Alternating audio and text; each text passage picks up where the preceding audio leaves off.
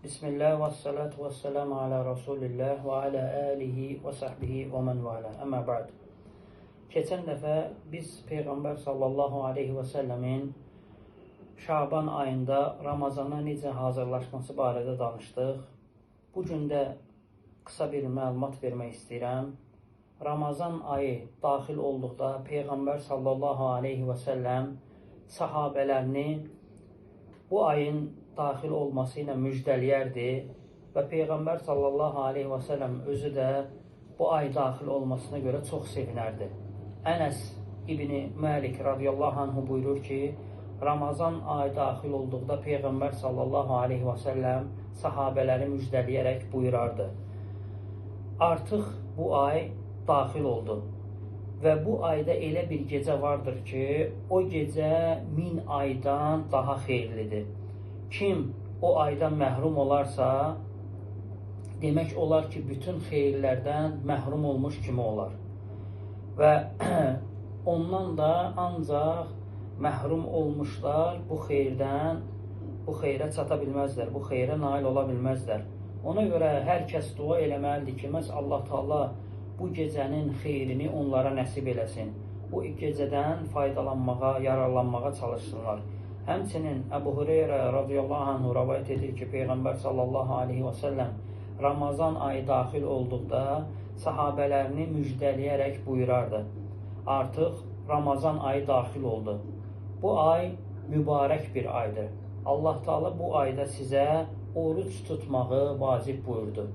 Bu ayda səmanın qapıları açılar və cəhənnəmin qapıları bağlanar və azğın şeytanlar zəncirlənərlər.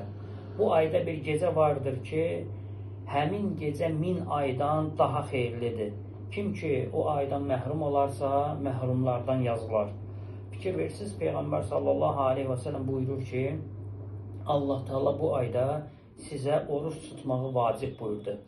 Və ona görə hər bir müsəlman, özünün müsəlman olduğunu iddia edən kəs, bu ayın ən azı orucundan faydalanmalıdır və həmçinin başqa xeyir əməllərindən də faydalanmağa, yararlanmağa çalışmalıdır bu ayda.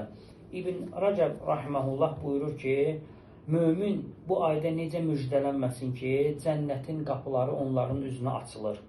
Həmçinin buyurur ki, günahkarlar necə müjdələnməsin ki, cəhənnəmin qapıları onların üzərinə bağlanır. Həmçinin ağıllı insanlar necə müjdələnməsin ki, azğın şeytanlar bu ayda zəncirlənərlər, əlləri, qolları bağlanar. Ona görə hər bir ağıllı şəxs, hər bir müsəlman çalışmalıdır ki, bu aydan maksimum istifadə eləsin. Bu ay ibadətlərlə dolu bir aydır. Bu ayda oruc var, bu ayda zəkat var, bu ayda sədəqə var, bu ayda namaz var və hər bir demək olar ki, xeyirli əməllər bu ayda cəm olmuşdur. Ona görə müsəlman bilmir ki, Allah Taala bir daha ona Ramazan ayını nəsib eləyəcək, yoxsa eləməyəcək. Bu onun sonuncu Ramazanıdır, yoxsa bu Ramazandan sonra da Allah Taala ona başqa Ramazanları görməyə müvafiq eləyəcək.